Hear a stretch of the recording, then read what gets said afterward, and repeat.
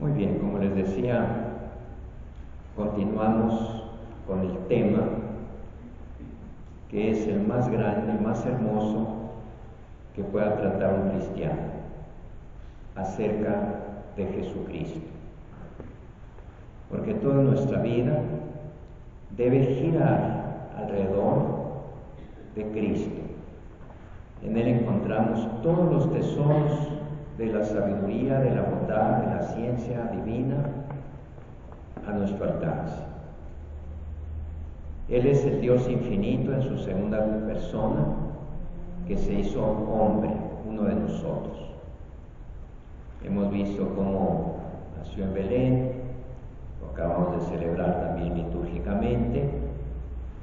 Estamos en los últimos días del tiempo de Navidad, semana de Epifanía, su vida pública, sus misterios de su vida, su muerte, su resurrección ya la vimos.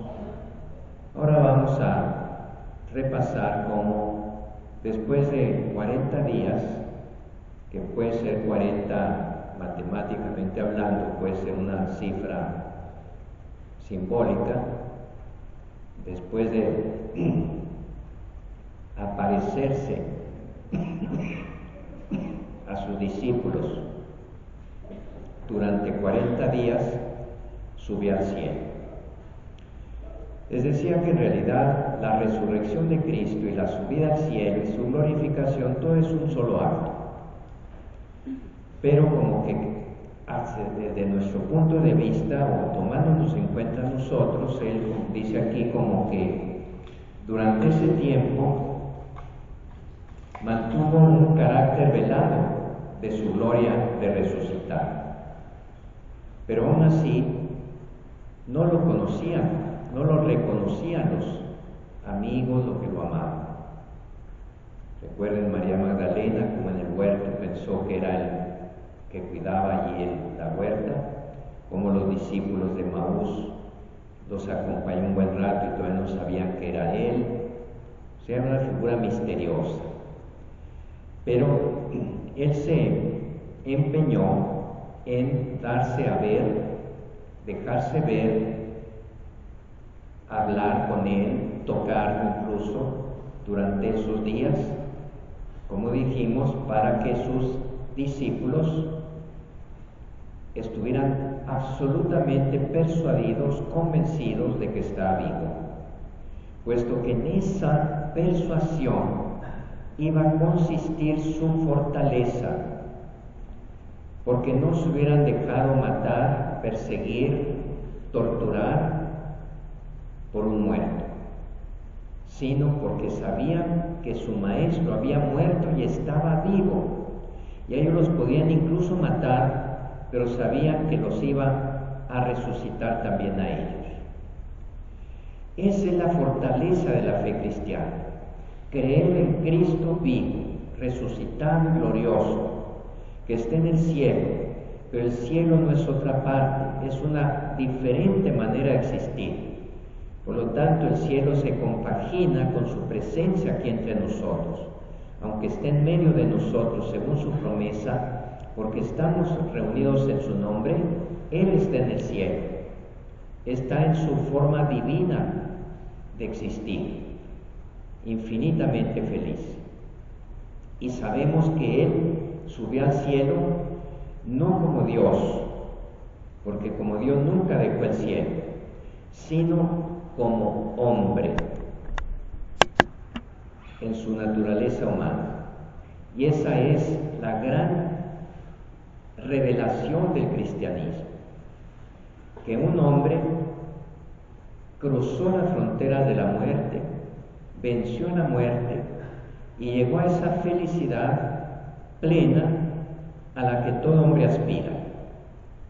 Y al decir todo hombre aspira, me refiero a cualquier persona, creyente o no creyente, que cree en Dios o que no crea, o que sea de cualquier religión, puesto que una tendencia innata, natural del ser humano es tender a la perfección, a la felicidad, a la plenitud. Y esa perfección, esa plenitud, ya la alcanzó Jesús. Jesús como hombre, su naturaleza unida a su naturaleza humana unida a su naturaleza divina. De manera que uno de nosotros está en el cielo, pero no solo en el cielo, sino sentado en el trono de Dios. O sea, es Dios y hombre verdadero allá en el cielo. Como Dios, nuestro Creador, como hombre, nuestro Redentor y nuestro hermano. Esa es la gran confianza del cristiano. Eso es lo que genera la esperanza de alcanzar un día el mismo destino. Otros ese destino, al no tener esta amplitud de miras, pues lo ponen aquí en la tierra. Pero aquí en la tierra nunca se va a poder conseguir plenamente la felicidad. Ni en el reino de 1000 años soñado por Hitler, ni en el reino del proletariado soñado por el comunismo marxista, ni en el milenarismo de algunos cristianos. Aquí en la tierra nunca se va a alcanzar. Es algo que trasciende, que va más allá.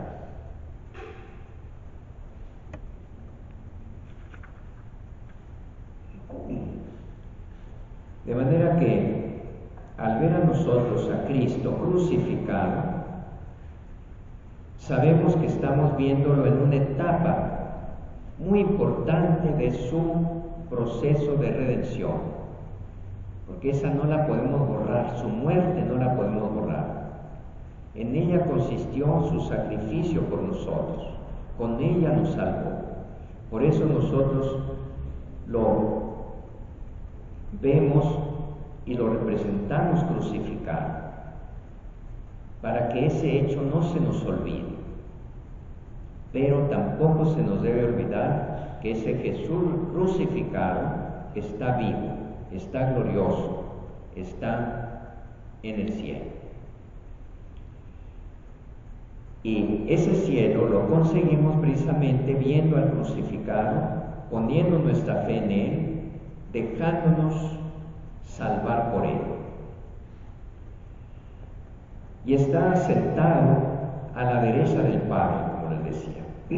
Por derecha del Padre, dice un Santo Padre, entendemos la gloria y el honor de la divinidad,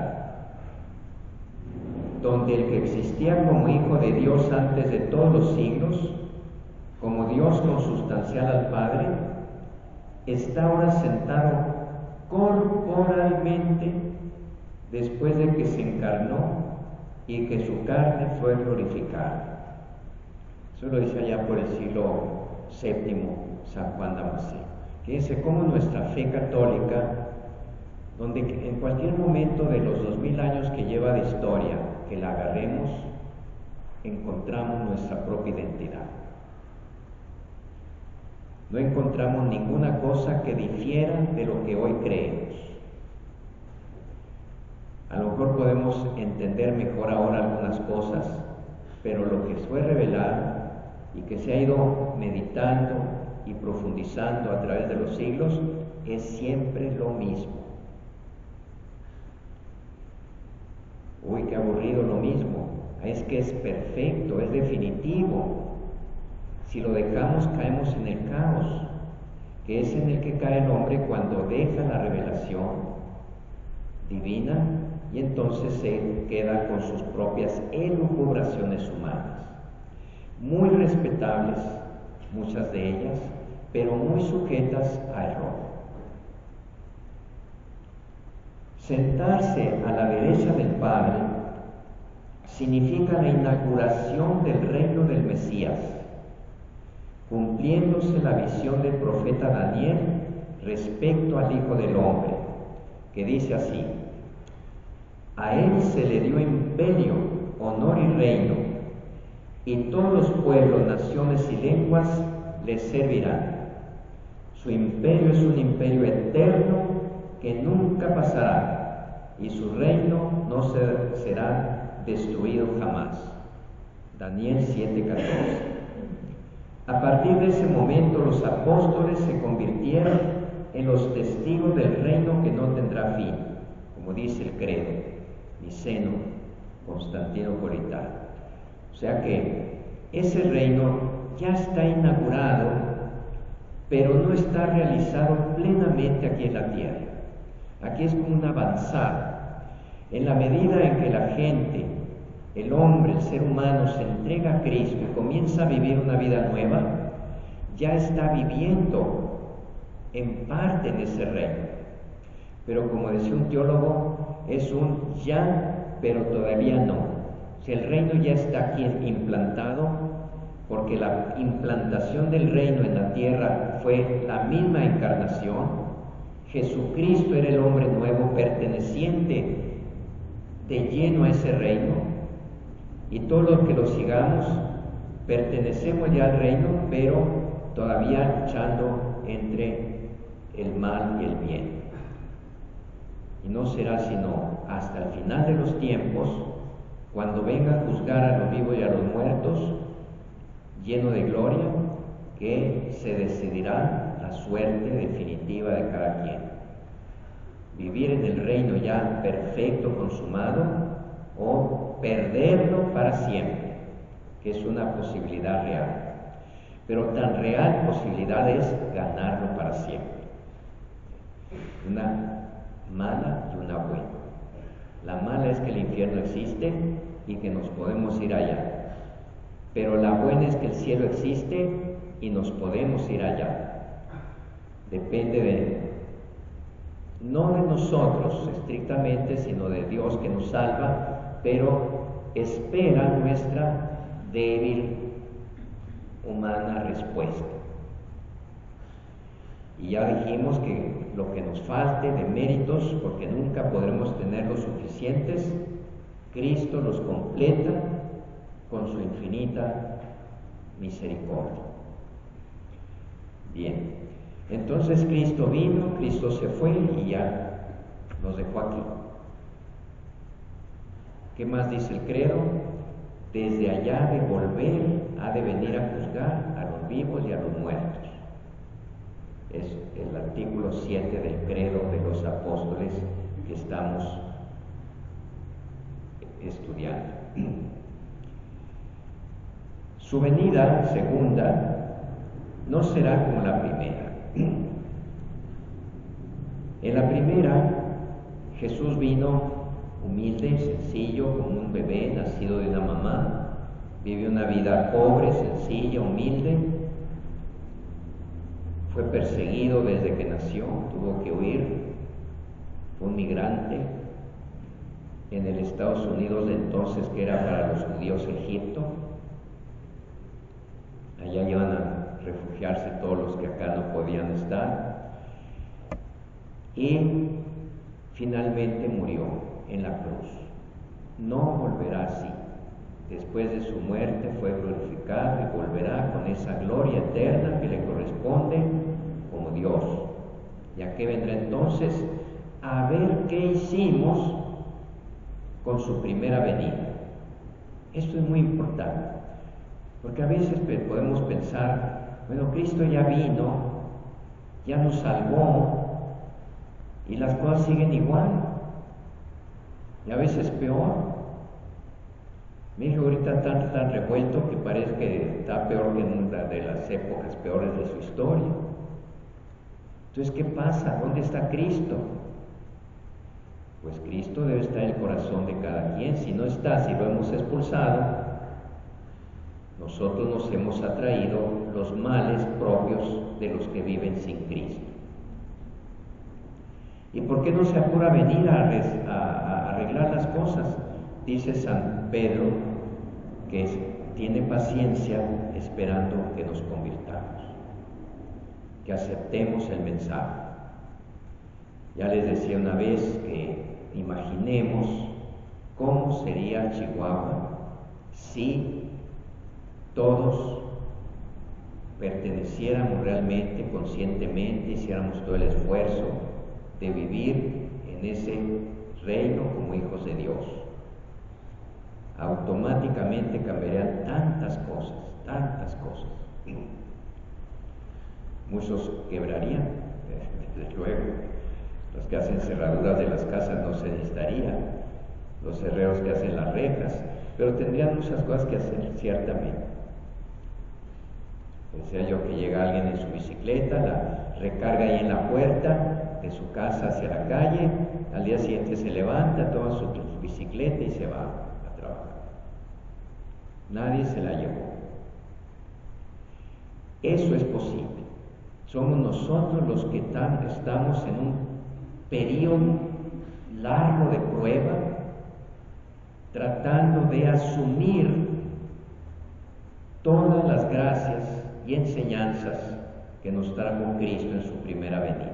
Este es el tiempo de la lucha, el tiempo de la lucha entre el bien y el mal, entre el bien y el mal que se libra en la sociedad, en la iglesia y en el corazón de cada uno de nosotros. Y al final se sabrá quién es quién. Ahorita, como decimos, no, como dice el Evangelio, la parábola de la cizaña y el trigo, no podemos arrancar de cuajo todo el mal, porque no sabemos quién es realmente malo y quién es bueno. Solo cuando venga Dios a juzgarnos, dirá a cada quien lo que le toca. Cristo murió y volvió a la vida para eso, para ser Señor de vivos y muertos, dice Romanos. La ascensión de Cristo al cielo significa su participación en su humanidad, en el poder y en la autoridad de Dios mismo. Yo recalco mucho eso. El que está en el trono divino es un hombre que es Dios, desde luego, pero es un hombre. Jesucristo es Señor, posee todo poder en los cielos y en la tierra. Él está por encima de todo principado, potestad, virtud, dominación, porque el Padre puso bajo sus pies, sometió bajo sus pies todas las cosas. Efesios. Cristo es el Señor del cosmos. Si hubiera en algún planeta lejano habitantes inteligentes como el hombre o más, Cristo sería Señor de ellos también. Si habrán pecado o no habrán pecado, no sé. Si tuvo que redimirlo, no lo sabemos, en caso de que existieran, pero Cristo es el Señor de todos. En él la historia de la humanidad e incluso toda la creación encuentra su recapitulación. O sea, el sentido de la historia y el sentido de la creación encuentran su punto central en Cristo. Como Señor, Cristo es también la cabeza de la iglesia, que es su cuerpo. Por eso les decía que la iglesia es el cuerpo de Cristo, que en gran parte permanece aquí en la tierra. Somos nosotros, la iglesia militante, que lucha, que está en ese combate entre el bien y el mal. Pero sabemos que nuestra cabeza está en el cielo. Y Él no puede descuidar, dejar, abandonar a su cuerpo. Solamente cada uno de nosotros puede abandonarlo a Él, pero Él no nos abandonará jamás. Nuestra patria, nuestro destino está en el cielo, aunque todavía permanecemos en la tierra. Y los que se van muriendo en gracia de Dios, pues se van ya con su cabeza. La redención es la fuente de la autoridad que Cristo, en virtud del Espíritu Santo, ejerce sobre la iglesia. La iglesia, o reino de Cristo presente ya en misterio, constituye el germen y el comienzo de ese reino en la tierra, como les decía. El reino de Dios ya se implantó en este mundo por la encarnación. Y va creciendo según las parábolas del reino que Jesús dijo, por ejemplo, el grano de mostaza, la levadura, que comienza como pequeñito, con una fuerza muy insignificante, con una semillita de mostaza, pero va creciendo, germinando hasta alcanzar ser un arbusto, un árbol. O la levadura que infla la masa, así la llena toda y la hace crecer. Por cierto, en Epifanía, el domingo, vimos que los reyes magos, no reyes, no sabemos si eran reyes, pero si eran magos en el sentido antiguo de sabios, astrónomos, químicos o alquimistas. Entre astronomía y astrología no había los límites eran imprecisos, entre la química y la alquimia también. Eran sabios, pues, de su tiempo. Y dice el Evangelio que le ofrecieron al niño Jesús oro, incienso y mirra. Y los santos padres han interpretado esos tres regalos en este sentido, como una confesión de la verdadera naturaleza de aquel niño y lo que tiene que ver con nosotros.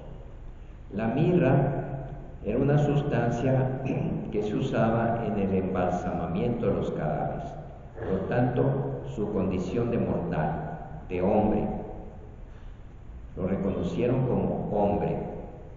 Y eso no es fácil porque en los primeros tiempos, como ya vimos, había herejías que negaban que Jesucristo fuera verdadero hombre. Al ofrecerle el incienso, que es un símbolo de la elevación del alma a Dios por el humo perfumado que se eleva, se le reconoció como Dios.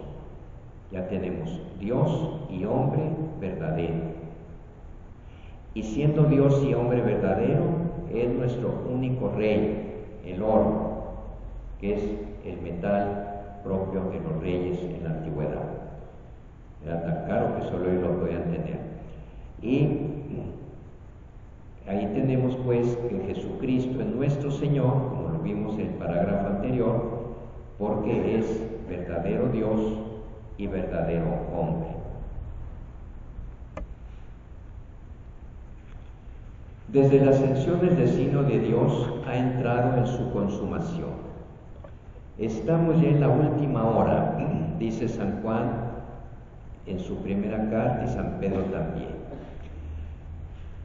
A veces hemos escuchado ciertas sectas como los adventistas, como los testigos de Jehová, que predican que ya está cerca el fin del mundo, que estamos en los últimos tiempos. Y tienen razón, nada más que ellos lo toman muy literalmente, diciendo, los testigos de Jehová han puesto varias fechas, que 1875, que 1914, que han puesto varias fechas, y nada, no pasa nada. Pero es que los últimos tiempos comenzaron con la venida de Cristo. Son los últimos tiempos. A nosotros nos parece mucho 2000 años, pero son los últimos tiempos, comparado con los miles que tiene la humanidad en la tierra. Y la infinita eternidad de Dios no son nada 2000 años. Aunque nosotros vayamos a durar 40, 50, 70, 80, 90 o 100 años, pues sí, 2000 años son muchos, pero no son muchos. Los últimos tiempos ya comenzaron. ¿Cuándo van a terminar esta última etapa de la humanidad? Cuando regrese Cristo. ¿Y cuándo va a regresar? No nos lo quiso decir, porque si no, no estamos vigilantes, que es la cualidad propia de un cristiano, estar siempre vigilante, sabiendo que puede venir en cualquier momento, y que no nos sorprenda como en la parábola aquel del ladrón que entró de noche, porque se durmió el jefe de la casa. El jefe de la casa está velando para que si el ladrón de noche no lo sorprenda robando. No solo sorprenda cuando entre a robar, o aquel que dice: el Señor va a tardar, y maltrataba a los sirvientes y hacía borracheras y todo, al cabo va a tardar. Eso refleja mucho la idiosincrasia humana, la psicología humana. Pensamos que algo va a durar mucho y le damos rienda suelta a la hilacha. No nos preocupamos. Y el Señor nos dice, no se atengan, porque en realidad puede venir en cualquier momento, pero para cada uno de nosotros el Señor llega en el momento de nuestra muerte, que de alguna manera es el punto donde se concentra nuestro juicio final. Nuestro juicio particular y el juicio final en la eternidad coinciden en un mismo punto, en un mismo instante, en un mismo momento. Así que a mí qué me importa si el mundo va a durar 1000 años más o 10,000, que el Señor va a venir a juzgarnos, si a mí me va a juzgar el día que me muera. ¿Y cuándo es ese? Pues unos dirán, no, pues yo estoy joven y bella, fuerte, robusto, pero no, la muerte nos llega en cualquier momento. Siempre está a la vuelta de la esquina.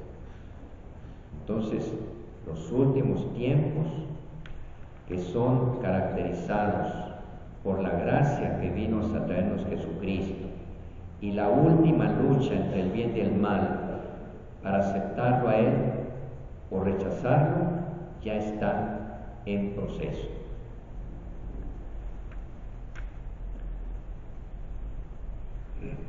El reino de Cristo, presente ya en su iglesia, aunque no se identifica la iglesia con el reino de Cristo, pero la iglesia está al servicio del reino y de alguna manera establece ya el reino parcialmente en la tierra, en la medida en que los cristianos seamos verdaderamente iglesia. Y esto es muy importante porque tantos escándalos que hay a veces en la iglesia, tanta gente perversa, y no solo de los laicos, sino del mismo clero, nos hacen ver que dónde quedó la santidad de la iglesia. La santidad sigue en la iglesia para el que la quiera aprovechar. Los que no la quieran aprovechar podrán hacer lo que les dé la gana, pero son ellos los que se alejan de la iglesia. La iglesia siempre, siempre es santa en su constitución, por Cristo en su naturaleza, en sus medios que nos da para santificarnos. Por eso, en ese sentido, en esa medida, la iglesia sí hace presente al reino de Dios. Los santos, podríamos decir, así como Cristo fue la implantación del reino de Dios en la tierra con su encarnación, los santos son los representantes genuinos de la verdaderos de la iglesia, porque ellos llevan a su perfección todo lo que la iglesia es y quiere ser. Y entre los santos, en primer lugar, la Virgen Santísima. Por eso la Virgen es la imagen, la figura de la iglesia. La iglesia se ve se contempla a sí misma en su ideal en María.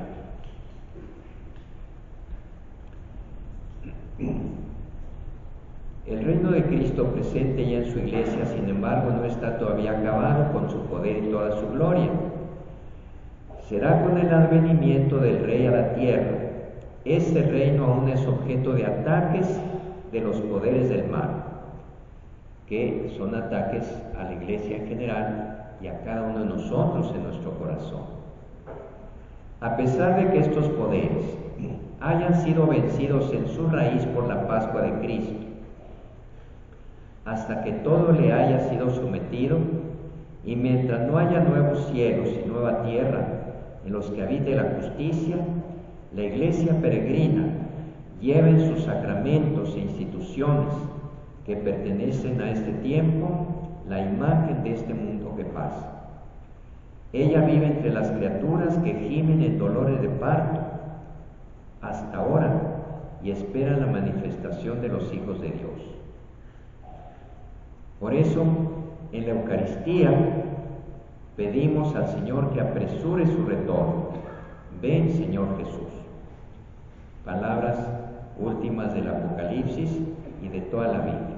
La esposa dice al esposo: ven pronto, no te tardes, apúrate.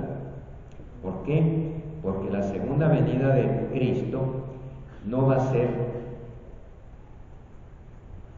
terrible, va a ser terrible y no va a serlo al mismo tiempo. Va a ser terrible pues para los que sean condenados, pero para los que estén llamados a salvarse, pues va a ser la salvación, va a ser el final del mal en la tierra,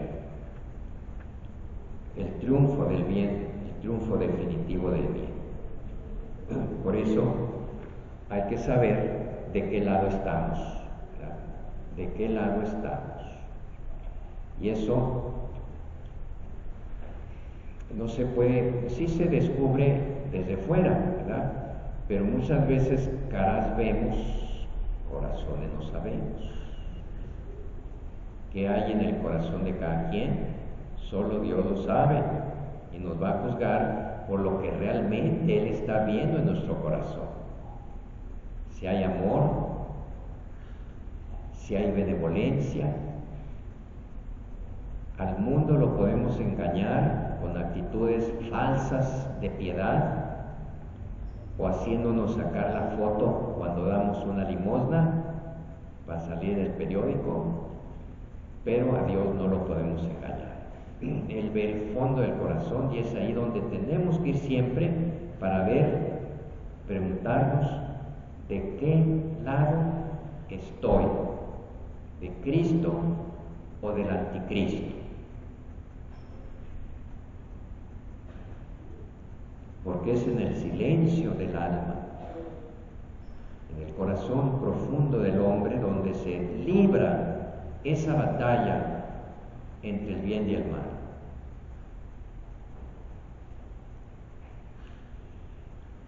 Aquí hay algo interesante. Dice: el glorioso advenimiento de Cristo, esperanza de Israel.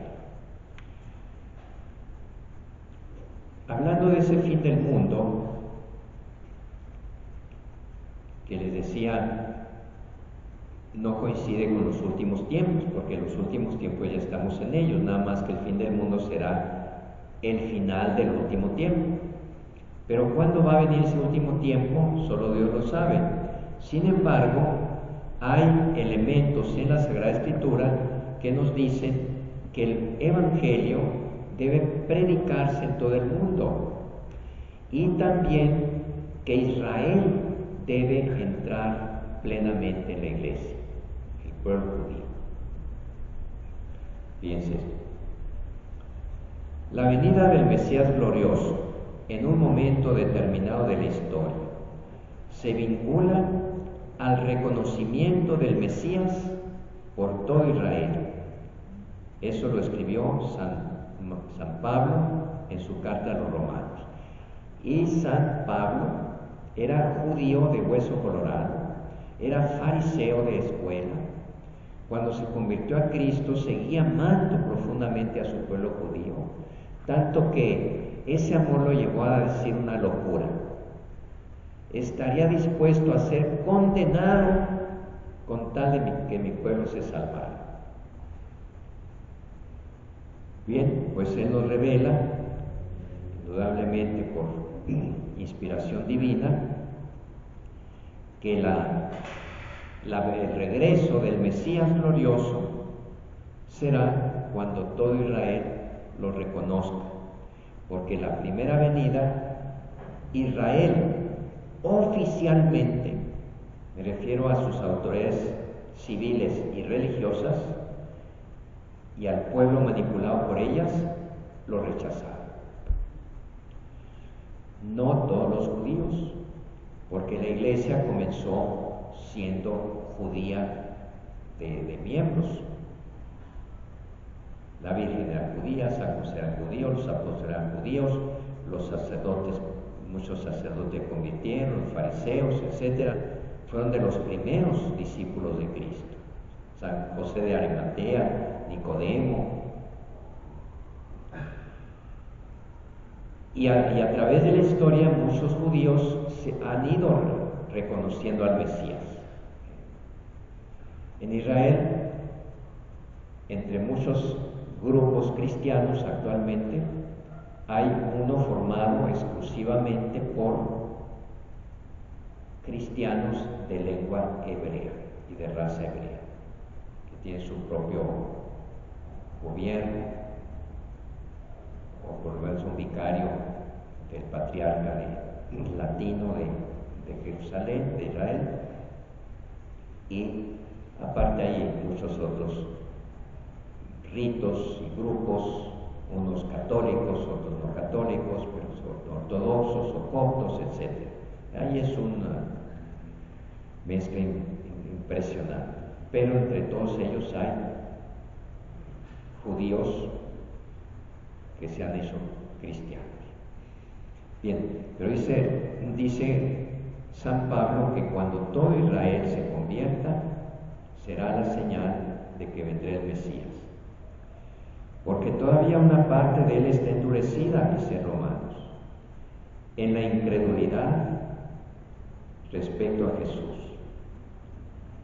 Y San Pedro dice a los judíos de Jerusalén después de Pentecostés: arrepentíos pues y convertíos, para que vuestros pecados sean borrados, a fin de que del Señor venga el tiempo de la consolación, y envía al Cristo que os ha sido destinado, a Jesús, a quien debe retener el cielo hasta el tiempo de la restauración universal, de que Dios habló por boca de sus profetas. O sea, nos dice Pedro en ese discurso que está en Hechos 3, 19, 21, que Jesús está como detenido en el cielo hasta el tiempo de la restauración universal. Y San Pablo le hace eco diciendo, hablando de los judíos: si su reprobación ha sido la reconciliación del mundo, ¿qué será su readmisión sin una resurrección entre los muertos? ¿Qué quiere decir? Que al ser rechazado el Evangelio por los judíos, esto obligó, aparte que ya tenía la orden de Cristo, obligó a los apóstoles a salir de Israel, a romper las fronteras del pueblo de Israel y dirigirse a los paganos. Entonces los paganos recibieron el inmenso beneficio de la predicación del Evangelio, en cierto modo, gracias al rechazo de los judíos. Entonces por eso dice Pablo: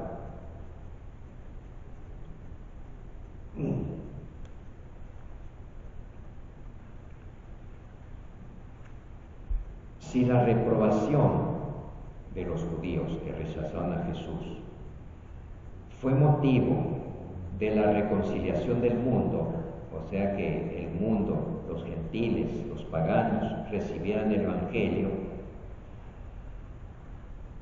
qué grande gracia será para el mundo cuando los judíos se conviertan. Si su rechazo de Cristo fue bendición para los paganos, la aceptación de Cristo por parte de los judíos será una bendición inmensamente mayor. Eso queda allí en el misterio del futuro. La entrada de la plenitud de los judíos, o sea, de todos los judíos, en la salvación mesiánica será a continuación de la plenitud de los gentiles, y así hará llegar al pueblo de Dios a la plenitud de Cristo. Por lo tanto, los que están muy apurados porque viene el fin del mundo, nomás que vean las estadísticas. Ahorita hay como 7,000 millones de personas en el mundo, de los cuales unos 2,500 más o menos somos cristianos, y quién sabe qué tan cristianos. Unos 1200 somos católicos y otros son protestantes, con una dispersión inmensa de iglesias, y otros son ortodoxos. Entre todos pasamos apenas de los 2.000 millones de gente que ha escuchado a Cristo y que lo ha aceptado. Aunque no apuremos demasiado esas cifras, porque si nos vamos a los católicos, que en el censo dice que son católicos, quién sabe cuántos crean de ver. Bueno, pero según el censo así es. Entonces quiere decir que faltan 5.000 millones para que la plenitud de los paganos entre en la iglesia. Aparte de que los mismos cristianos tienen que recomponer la unidad perdida porque estamos divididos. Y de los judíos, pues ahorita hay una mínima parte de judíos cristianos. Entonces digan ustedes, ¿cuándo vendrá el fin del mundo? Mejor espérenlos sentados, o mejor activos trabajando por la evangelización, porque mientras más evangelicemos, más aceleramos el regreso del Señor. ¿Está claro eso?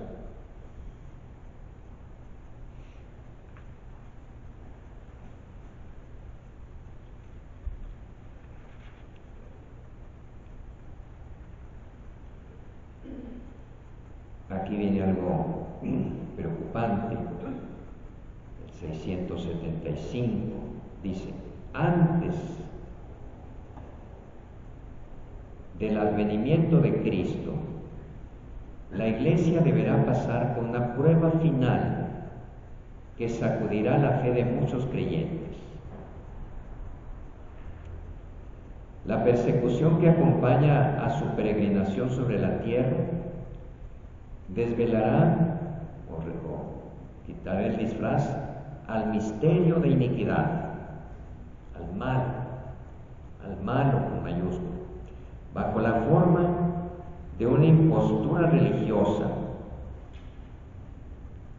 que proporcionará a los hombres una solución aparente a sus problemas mediante el precio de la apostasía de la verdad. Esta apostasía muchos la ven ya presente. Cuando grandes poblaciones creyentes, cristianas, católicas, han abandonado la fe. De Europa nos vino la fe cristiana.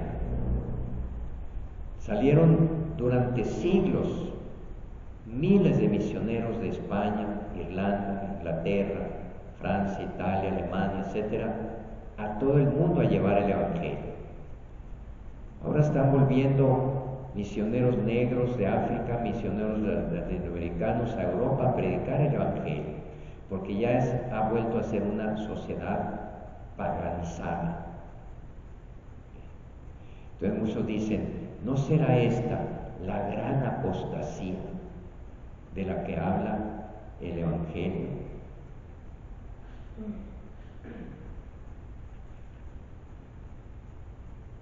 La impostura religiosa suprema es la del anticristo, es decir, la de un pseudo mesianismo en que el hombre se glorifica a sí mismo, colocándose en el lugar de Dios y de su Mesías, venido en carne.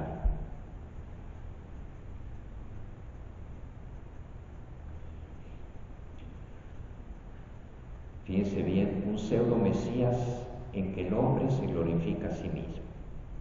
Es exactamente la nueva gnosis, el nuevo gnosticismo que compenetra, papa toda la cultura moderna, en que el hombre ha rechazado a Dios, se ha colocado a sí mismo en lugar de Dios y no atiende más que a lo que él le parezca. Es como la realización más radical del pecado de Adán, que consistió en desobedecer a Dios acerca de comer de la fruta del árbol de la ciencia del bien y del mal, que consistió en que el hombre se autoerigió como juez de lo que es bueno y de lo que es malo, a espaldas de Dios, su creador. Ahora, en nuestras sociedades modernas, todo lo que el hombre decide es bueno. Y si se va a imponer a la mayoría en una población por medio de leyes, se vota. Y si por mayoría se aprueba, es ley. Por ejemplo, la despenalización del aborto. ¿Ahí de qué depende el bien y el mal? De lo que la mayoría diga. Y se trata de cada individuo, de lo que cada individuo piense. No se va a poner a fijar si Dios, su creador, dice otra cosa. Entonces, para unos, hay muchos libros que hablan de esto, que nos inquietan. Yo no quiero inquietarlos, pero sí, aquí nos recuerda el catecismo que antes de la segunda venida va a haber una gran apostasía. Y lo que muchos se preguntan es si esa gran apostasía ya llegó. Esta impostura de un impostor, alguien que ocupe el lugar de otro abusivamente, esta impostura del anticristo aparece ya esbozada en el mundo cada vez que se pretende llevar a cabo la esperanza mesiánica en la historia, lo cual no puede alcanzarse sino más allá del tiempo histórico a través del juicio escatológico. O sea, cuando la realización plena de la humanidad se quiere colocar dentro de esta historia, se caen esos mesianismos como el Tercer Reich de Hitler, que pensaba que iba a establecer un reino perfecto aquí en la tierra, o la dictadura del proletariado, del comunismo.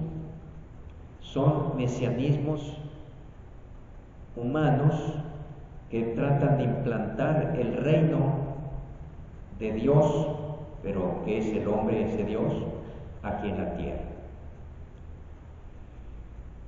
Espero que en México no se esté pensando en ese sentido, oyéndose en esa dirección cuando se habla de la cuarta transformación, porque entonces sí la molimos. Será poner en manos de una ideología la esperanza de la redención humana. Aquí lo que podemos hacer es hacer avanzar el reino a través de una mayor justicia social, de una mayor fraternidad, pero no está aquí la posibilidad del reino. Todo sistema que se erija como conquistador del cielo en la tierra se convierte en una torre de Babel que terminó en confusión. La torre de Babel era esa construcción mítica que el hombre comenzó a construir para llegar al cielo, ¿sí? Para alcanzar la perfección, con sus propios medios humanos, sin tomar en cuenta a Dios. La torre de Babel es el Tercer Reich, la torre de Babel es el comunismo ateo, la torre de Babel, hay muchas torres de Babel. Cualquier sistema que se erija como un mesianismo intraterreno, así en esta historia, es una torre de Babel, que termina siendo un fracaso y un engaño. Repito para terminar. Esta impostura del anticristo aparece esbozada ya en el mundo cada vez que se pretende llevar a cabo la esperanza mesiánica en la historia, o sea, dentro de la historia. Recuerden que para nosotros está más allá de la historia humana, cuando Cristo regrese y juzgue al mundo y establezca su reino ya de una manera definitiva, que está más allá de la historia. Bueno, pero esto es una esperanza mesiánica en la historia, lo cual no puede alcanzarse sino más allá del tiempo histórico, a través del juicio escatológico. Incluso en su forma mitigada, la Iglesia ha rechazado esta falsificación de un reino futuro con el nombre milenarismo. Hay unas sectas protestantes milenaristas que dicen que Cristo va a volver, pero va a establecer un reino de 1000 años aquí en la tierra, como los nazis.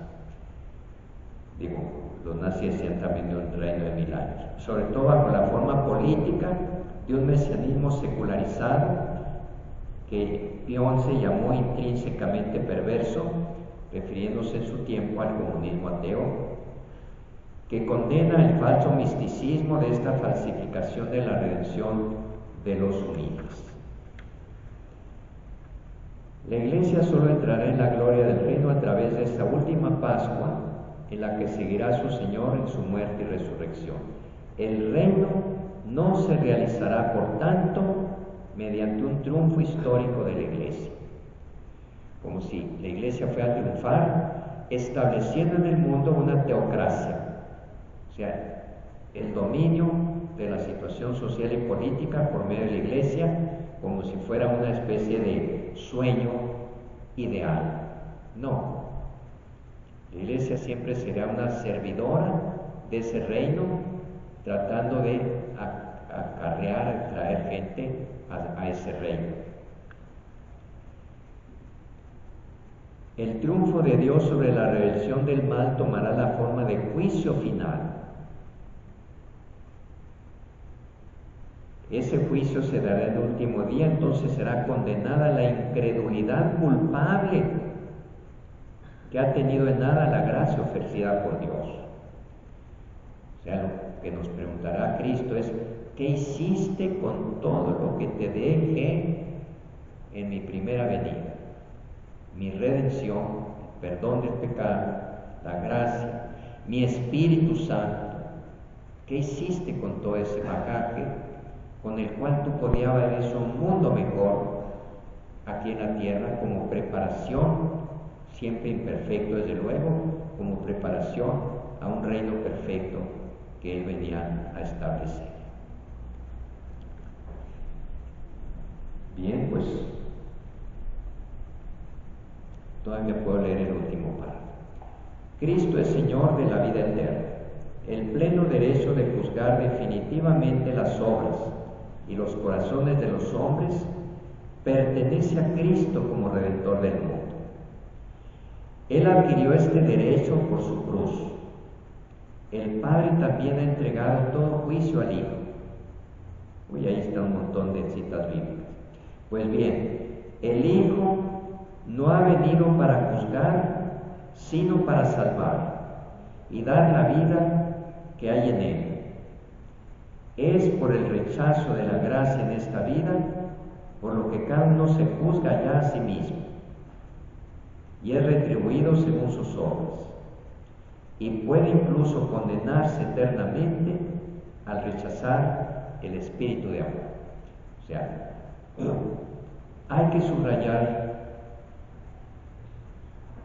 incansablemente la misericordia y la gracia que Dios nos ofrece, incansable. Pero si eso tiene sentido, quiere decir que tiene sentido su contraparte, la posibilidad de perdernos, de condenarnos. Porque uno dice: no, ya Cristo hoy nos salvó y todos estamos salvados, haga lo que haga, que mata, que viole, que robe, que total, nos vamos a salvar todos.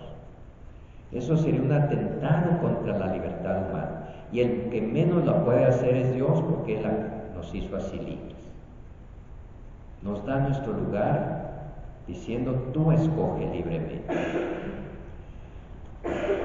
Aunque sí, decía por allí, de una incredulidad culpable. Sí tendré en cuenta el mal que hayamos hecho sabiendo que era mal, y alguien que hace el mal sin saber que se hace el mal. O sea, la ignorancia puede ser una causa de que no se le condene, ¿verdad? Porque hizo lo que en sus posibilidades tenía en sus manos.